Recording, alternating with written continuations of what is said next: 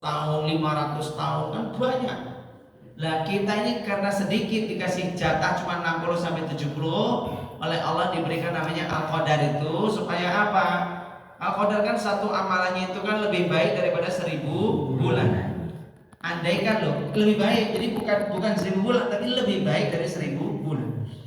Berarti kalau misalkan 1000 itu kurang lebih dikonversi tahun ya 83 tahun. Berarti kalau kita sekali sholat di malam itu seperti sholat 83 tahun. Itu kalau sekali sholat. Dan setahun itu nih setiap tahun dapat Al-Qadar, berarti kali saja seumur hidup anggaplah dapat 5 kali Al-Qadar. 5 kali bilang seumur hidup.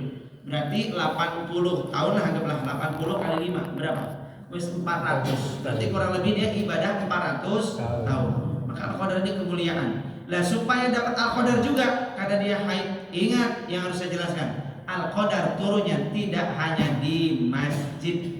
Dia bisa turun di pasar, dia bisa turun di jalan, bisa turun dimanapun. Dan dia hanya menghampiri orang-orang yang hatinya nggak pernah lupa kepada Allah, selalu ingat dengan Allah, zikir terus pada Allah. Sejak awal Ramadan, sejak awal sampai akhir, hatinya selalu doa, Rob, saya minta Al-Qadar ya Allah, saya minta Al-Qadar, anugerahkan di bulan ini saya Al-Qadar, Al-Qadar. Selalu mau makan, kan kalau misalkan berbuka itu kan waktu-waktu mustajab doa. Itu tuh minta, Rob, beri saya Al-Qadar di bulan ini ya Allah, beri saya Al-Qadar di bulan ini ya Allah, beri saya Al-Qadar. Keberkahan Al-Qadar terus kelihatan sungguh-sungguh jaluk itu serius sungguh-sungguh. Maka dimanapun kita beraktivitas insya Allah bisa dapat. Satu. Yang kedua, aktivitasnya mesti yang diniati ibadah. Misalnya haid, saya nggak ngomong masalah amalan-amalan, aktivitas dunia dulu, diniati ibadah. Entah dia kerja, aku ingin jadi. Engkau tahu ya Allah, hati saya tuh di masjid ya Allah. Tapi persoalannya badan saya ini harus bekerja, saya harus cari nafkah ya Allah. Tapi engkau tahu hati saya itu di masjid ya Allah, karena saya ingin dapat Al-Qadar. Roh, meskipun saya bekerja ya Allah, engkau tahu hati saya ada di masjid ya Allah. Berikan aku Al-Qadar ya Allah. Saya bekerja niat untuk nafkahi keluarga saya ya Allah. Kan kalau dalam istilah fikih itu al-wujub muqaddamun 'ala nadab. Sesuatu yang wajib itu lebih utama daripada yang sunnah. Lah kalau itikaf itu kan hukumnya apa? Sunnah kan nggak wajib. Nah, cari nafkah itu hukumnya apa? Wajib. Maka yang wajib harus didahulukan. Tapi kan ingat hatinya tetap sudah tertambat pada Allah. Nah, maka insya Allah walaupun dia kerja dengan hati yang terikat sama Allah, dia dapat Al-Qadar. Jelas nih. Apapun kegiatan dunia apapun pokoknya diniati untuk itu. Termasuk, nah ini di 10 hari terakhir itu jadilah orang yang puas. Ditulis saja delok kita ditulis. Sebelum delok aku dok tulis. Jadilah orang yang puas. Coba delok aku puas. Puas apa Pak Ustaz? Puas dalam beramal soleh. Puaskan sedekahnya di 10 hari terakhir. Puaskan tahajudnya, puaskan tarawihnya, puaskan semuanya dipuaskan. 10 hari terakhir itu dimaksimalkan semuanya. 10 hari terakhir harus lebih baik daripada 20 hari sebelumnya. Harus lebih baik.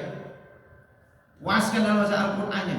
Kalau sehari kita sejuk, nek bisa di hari itu, nek ada waktu longgarnya. Kan kita itikaf misalkan ya bagi yang sudah itikaf itu. Kan sejus gampang, dia ke masjid gak banyak aktivitas. Ada sisa waktu, ya gak apa-apa ngaji lagi. Puaskan baca Qur'annya. Waduh Ustaz, berarti nanti saya bulan ini berarti sejus khatam, terus ada kelebihannya dong, mubazir. Mau lebih kok mubazir kalau itu. Jadi kalau sudah khatam, ada kelebihan bacaannya nggak apa-apa, betul. Sama kayak orang bayar zakat fitri. Zakat fitri itu berapa? 3 kilo misalkan ya, kan sebenarnya 2,7 sudah cukup beras ya, 2,7 2,8. Ibu bayar 3 kilo boleh tidak? Boleh. Lebihnya kan tetap dihitung sebagai sedekah. Nggak ada masalah. Jadi jadilah di 10 hari terakhir orang yang puas, sedekahnya dimarem-marem gitu. Sedekahnya marem, sholatnya marem, ngajinya marem, semuanya serba marem. Duhanya juga yang biasanya paling 4 rakaat itu 10 hari terakhir itu dimaremnya di duha itu 12 rakaat. Pokoknya di pol-pol gitu 10 hari terakhir. Nah, orang yang ngepol-polan ini, pol-polan marem ini, dialah orang-orang yang nantinya insya Allah dapat Al-Qadar meskipun malam itu ketiduran. Gitu kata ulama. meskipun dia malam itu ketiduran, hati dia itu sudah menjadikan Allah akan turunkan Al-Qadar. Jadi jangan sampai merasa menyesal, ya Allah aku keturun ya aku. Iya ini, oh iya deh, aku kan Muhammadiyah tapi dah NS ya. Gajile sesok. Keturun meneh. Ketiduran lagi. Ya sampai udah Muhammadiyah meneh ya. Iki wong kepiye. Ya, percayalah kalau dia sudah kelihatan bersungguh-sungguh itu, Allah akan tetap, tidak ada sia-sia dari sebuah usaha itu, tidak ada.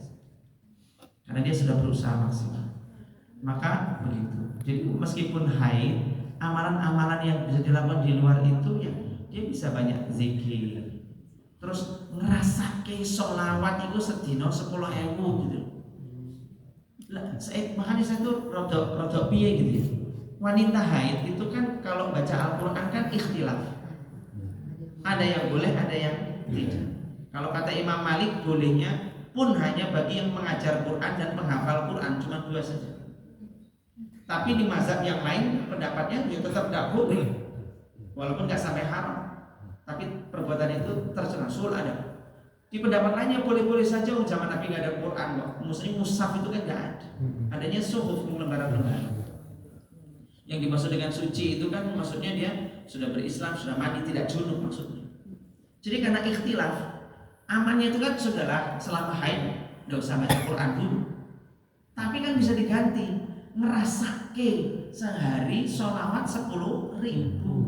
Kan selama ini belum pernah mungkin 10.000. Sudah pernah. Ya udahlah 10.100 nyoba. Atau 11.000 nyobain 15.000. Jadi wanita haid itu ya tidak ada ruginya. Pernah ngerasa segitu kan lumayan. Nanti siapa tahu setelah 10 hari haid, 7 hari haid selesai, siapa tahu setelahnya jadi kebiasaan, nanti malah sholawatnya bisa banyak-banyak gitu. Oke. Karena sudah seminggu latihan. Jelas ini.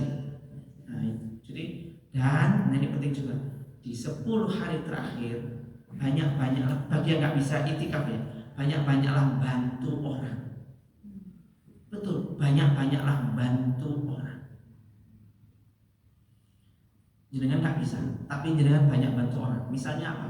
Jenengan qadarullah nih, aku tak bagi-bagi ngumpul ke zakatnya teman-teman karena dia haid, tak ngumpul ke zakat fitrinya teman-teman bisa nitip ke saya misalnya.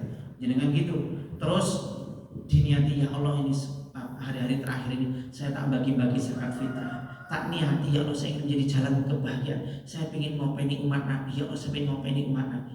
Ingat Bapak Ibu ya, semakin besar perjuangan kita ngopeni umat Nabi, Allah itu akan membesarkan kita. Percaya.